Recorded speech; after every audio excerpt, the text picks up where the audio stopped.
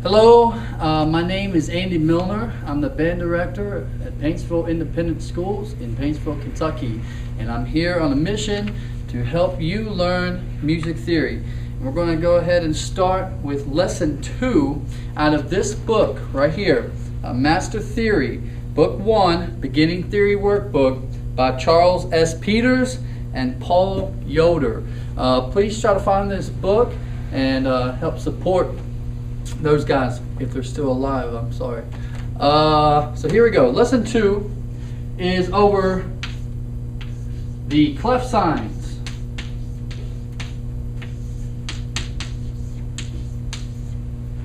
All right. It mentions at the beginning of every step you will find a clef sign which gives a letter name to a definite line or space. This is a treble or G clef sign, and you essentially draw your step, okay, and then this is your treble clef, okay, very nice looking treble clef.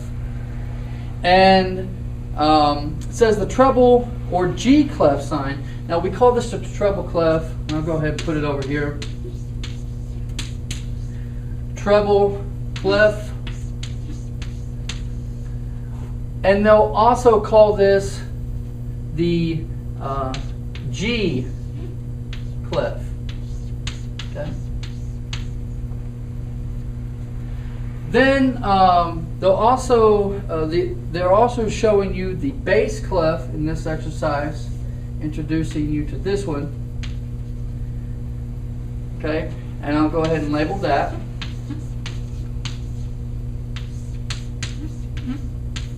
And another name for this is also the F clef. In most instances, you'll hear it referred to as treble or bass. The reason why they have this is because the treble clef is reserved for higher pitched instruments. The bass clef is of course reserved for a lower pitched instrument. If you count just the notes without, I don't want to throw other stuff at you that you may not know, but they're sharps and flats. But let's just count our lines and spaces together. 1, 2, 3, 4, 5, 6, 7, 8, 9. If we could say that there were only 9 available notes here in this space, in this clef, how would you explain the piano?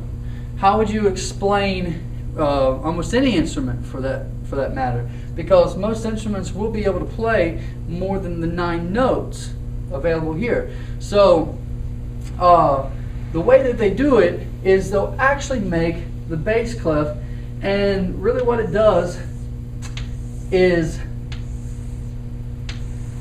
it forms something called the grand staff, and they'll probably show that to you in a later theory lesson.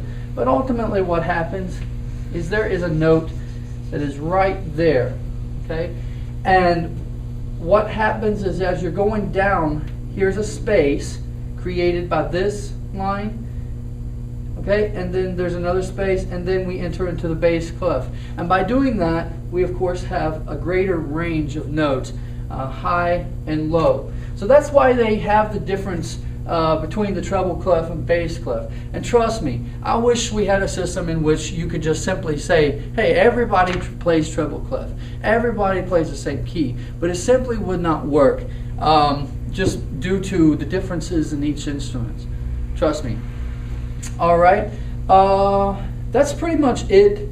And we're just going to go ahead and get started on this page.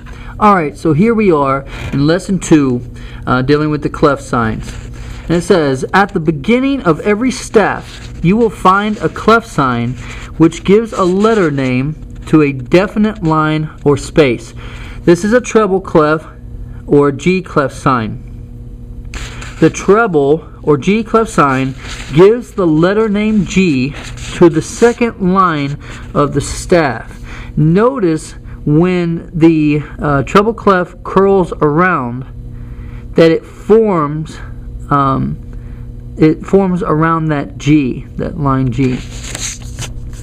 Then it says this is a bass or F clef sign. Okay, just like that. The bass or F clef sign gives the letter name F to the fourth line of the staff. And notice between the two dots here, we have this line, which is F.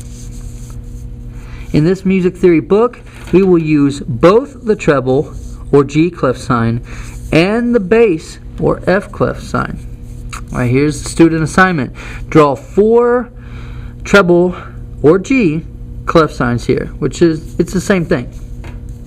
The way that I would recommend doing this is to start from the bottom and then draw kind of a straight line up, and then when you get to the top, start to angle down like this, make a curve, then cut through, and then start to loop it, okay, and loop it around the G line. Okay, practice that a few times. Now I'm a stickler for directions, so it says draw 4.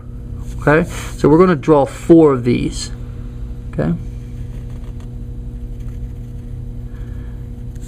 not going for absolute perfection, but try your best. Okay, now it says draw 4 bass or F clef signs here. Alright, and the key here is to draw kind of a backwards C, not really a backwards C, but more like, think of an ear. Okay, and then we have the 2 dots that are being placed that makes this line right here, this F line, go right in the middle.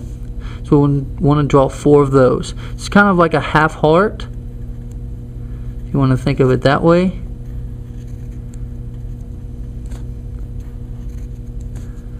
Okay, just like that. Notice their bass clefs are a little bit different. They add like a little dot there. If you, it's a little thicker in those sections. If you want to do that, great, but a little tedious there. Okay, number 3, the treble or G clef sign circles staff line number what? So it's basically asking you, the treble clef, it circles what line? So this point right here is what they consider the circle, and it's what staff line is that? And of course you would have to refer back to lesson 1 to do that.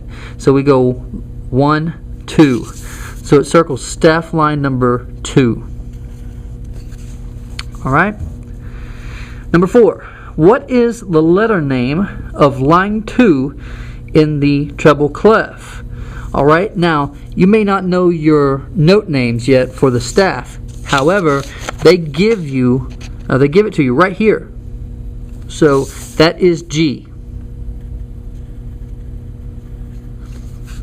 Number 5. In the bass or F clef sign, what staff line lies between the 2 dots? Okay? What staff line? Okay? So right here we go, I'm sorry, can't see. We go 1, 2, 3, 4. Okay? And I'm going to go ahead and write that down as number 4. And then on number 6, what is the letter name of line 4 in the bass clef? And same rules apply. It's telling you what line 4 is right here. It's F. Very easy. Okay? And now it's saying memorize. The treble or G clef names the second line of the staff G. Remember that. And the bass or F clef names the fourth line of the staff F. Alright, you all. Thanks a lot. We'll see you in lesson 3.